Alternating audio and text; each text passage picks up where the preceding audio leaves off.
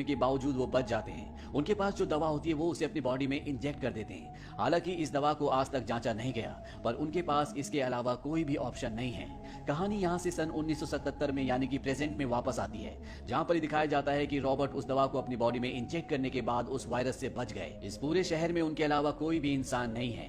अगर यहाँ पर कोई है तो वो लोग जो वायरस से इन्फेक्टेड हो गए थे और अब वो म्यूटेंट बन चुके हैं। वो दिन में बाहर नहीं आते, लेकिन रात को पूरे शहर के ऊपर अपना कब्जा कर लेते हैं और किसी भी हालत में वो रॉबर्ट को मारना चाहते हैं। और उसका घर इतना सुरक्षित होता है कि म्यूटेंट्स उसके घर के अंदर नहीं आ सकते, इसीलिए वो बाहर से उस पर हमला करते हैं। रॉबर्ट उन पर गोलियां चलाता है और सब के सब भाग जाते हैं, यानी कि गोलियों से उनकी मौत हो जाती है। अगले दिन का सूरज निकलने के साथ रॉबर्ट एक कपड़ों के स्टोर में जाता है। तभी उसे कुछ आवाज सुनाई देती है और जब वो सामने देखता है तो वहां पर बहुत सारे स्टैचूज के बीच में एक लड़की का स्टैचू होता है जो हूबहू लड़की दिख रही होती है। और अगले पल वो स्टैचू यानी कि वो लड़की भागना शुरू कर देती है।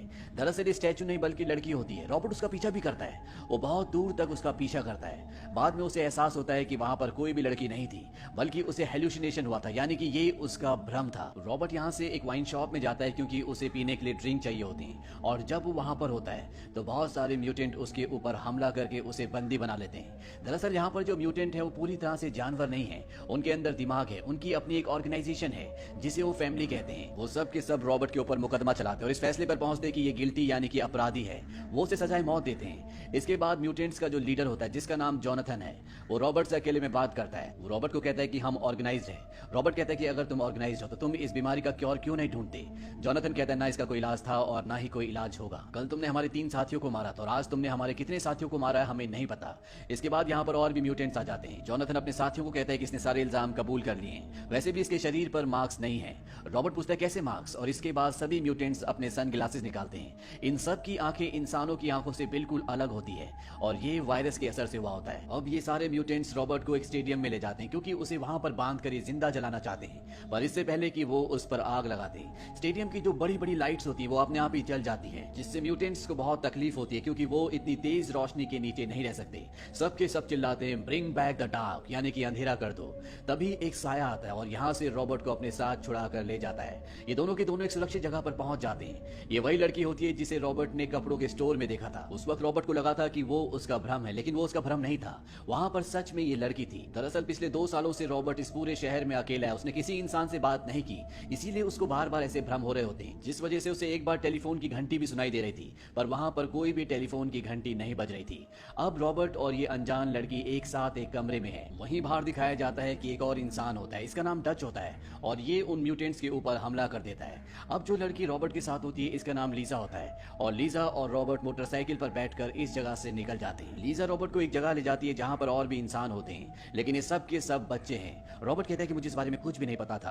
तभी यहाँ पर डच भी आ जाता है जिसने रॉबर्ट की और लीजा की मदद की थी। वो रॉबर्ट के बारे में सब कुछ जानता है। रॉबर्ट पूछता है कि तुम मेरे बारे में कैसे जानते हो। वो रॉबर्ट को बताता है कि मैं भी एक साइंस का स्टूडेंट था, लेकिन इससे पहले कि मैं कुछ करता ये पूरी दुनिया पूरी तरह से बदल गई।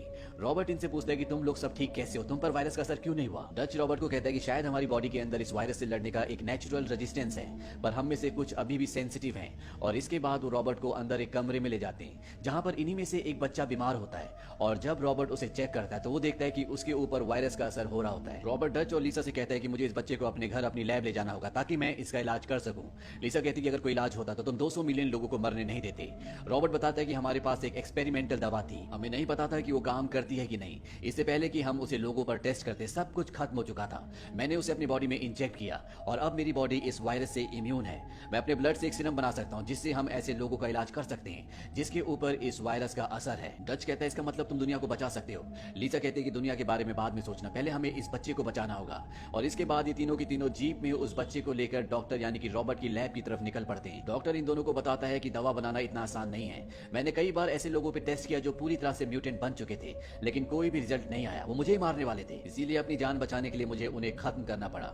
इसके बाद ये चारों के चारों रॉबर्ट के घर पर उसकी लैब में पहुंच जाते हैं। लीसा किसी भी कीमत पर इस बच्चे को ठीक करना चाहती है क्योंकि ये उसका भाई होता है। रॉबर्ट उसका इलाज करना शुरू कर देता है। रात को लीसा और रॉबर्ट आपस में बातें करते हैं। इनके बीच में धीरे धीरे रोमांटिक बातें होना शुरू हो जाती हैं और तभी यहाँ पर लाइट चली जाती है। ये देखकर रॉबर्ट घबरा जाता है क्योंकि लाइट जाने का मतलब है कि म्यूटेंट्स कभी भी अंदर आ सकते हैं। लाइट की रोशनी से वो इस घर से दूर रहते हैं। रॉबर्ट कहता है मैं जनरेटर के अंदर फ्यूल डालना भूल गया, मैं बेसमेंट में जाकर जनरेटर के अंदर फ्यूल डालकर आता हूँ। वो उसे एक मशीन गन देकर वहां से निकल जाता है और लिफ्ट की तारों से लटक कर नीचे बेसमेंट तक पहुंचने की कोशिश करता है। वहीं घर के बाहर दिखाया जाता है कि बहुत सारे म्यूटेंट इकट्ठे हो चुके हैं। वो घर के अंदर दाखिल होना चाहते हैं। उन्हीं में से एक म्यूटेंट रस्सी से लटक कर घर के ऊपर चढ़ना शुरू करता है।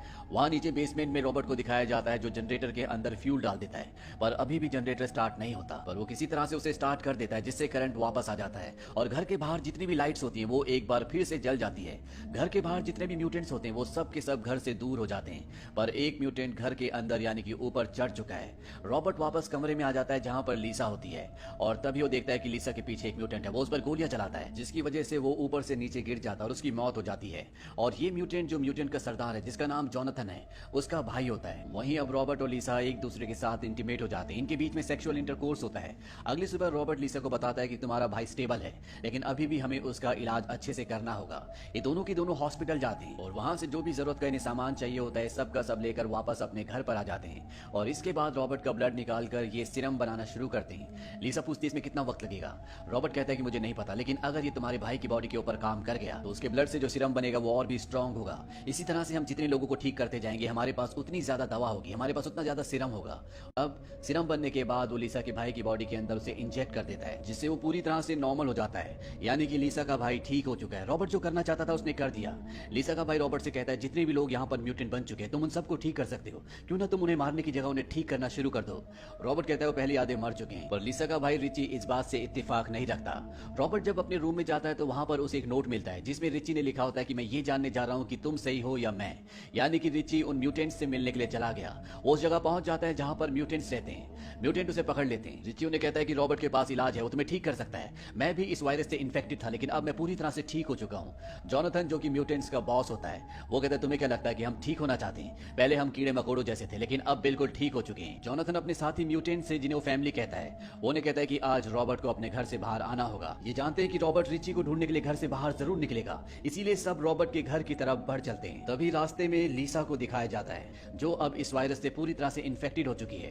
दरअसल आज वो घर से बाहर सामान लेने के लिए गई थी और अब वो भी पूरी तरह से म्यूटेंट बन चुकी है। वहीं दूसरी तरफ रॉबर्ट को दिखाया जाता है जो पूरी तैयारी करके घर से बाहर लीसा के भाई रिची को बचाने के लिए निकल पड़ा है। वो उस जगह पहुंच जाता है जहां पर म्यूटेंट्स रहते हैं। इस जगह को कोर्ट रूम कहा जाता है, पर जब वो अंदर पहुंचता है तो वहां पर एक भी म्यूटेंट नहीं होता क्योंकि वो सब के सब रॉबर्ट को मारने के लिए उसके घर की तरफ बढ़ चले हैं। यहाँ पर उसे रिची की डेड बॉडी दिखती है जिसे देखकर वो पूरी तरह से शॉक्ड हो जाता है। रॉबर्ट अपनी जीप पर बैठकर वापस अपने घर की तरफ जा रहा होता है, तभी उसके ऊपर बहुत सारे म्यूटेंट्स हमला कर देते हैं जिस वजह से उसकी जीप का एक्सीडेंट हो जाता है और रॉबर्ट अब चारों तरफ से म्यूटेंट से घिर चुका है। पर उसके पास हथियार होते हैं, उसके पास डायनामाइट होता है। वो बहुत सारे म्यूटेंट्स को गोली मारता है, साथ ही साथ डायनामाइट ब्लास्ट करके यहाँ से वापस अपने घर पहुंच जाता है। रॉबर्ट जब अपने कमरे में जाता है तो वो देखता है कि वहाँ अंधेरे में लीसा होती है। वो लीसा को उसके भाई के बारे में बताता है। लीसा कहती है कि मुझे पता है, जोनाथन ने कहा था कि ये करना जरूरी है। और जब वो रोशनी में आती है रॉबर्ट उसे देखकर पूरी तरह से हैरान हो जाता है क्योंकि अब वो भी म्यूटेंट बन चुकी है। तभी जोनाथन और उसके साथी पीछे से निकलते हैं जो घर के अंदर छुपे हुए थे और वो रॉबर्ट को पूरी तरह से अपने कब्जे में ले लेते हैं। जोनाथन रॉबर्ट से कहता है कि तुम्हें मारकर हम चैन की नींद सोएंगे जो पिछले 2 साल से हम कभी नहीं सोए। पर इससे पहले कि रॉबर्ट को मारते रॉबर्ट जोनाथन का चाकू छीनकर उसकी गर्दन पर लगा देता है और सभी म्यूटेंट्स को पीछे हटना पड़ता है। रॉबर्ट अपनी गन उठाता है और कई म्यूटेंट्स को मार देता है और इसके बाद वो लीसा को अपने साथ लेकर यहाँ से निकल जाता है। रॉबर्ट अपनी घड़ी में टाइम देखता है, वो कहता है सुबह होने में बस 10 मिनट बचे हैं। ये दोनों के दोनों घर के बाहर निकल जाते हैं और तभी बालकनी में दिखाया जाता है कि वहां पर जोनाथन है। वो लीसा को आवाज लगाता है और लीसा उसकी तरफ बढ़ना शुरू हो जाती है। रॉबर्ट के हाथ में जो स्टेन गन होती है वो उससे उस पर गोली चलाने की भी कोशिश करता है लेकिन उसकी गन जाम हो जाती है। इस मौके का फायदा उठाकर जोनाथन ऊपर से एक भाला फेंकता है जो सीधा रॉबर्ट की छाती पर आकर गड़ जाता है। लीसा वहीं रॉबर्ट के पास बैठ जाती है। वो अपने पूरे होशो हवास में नहीं है।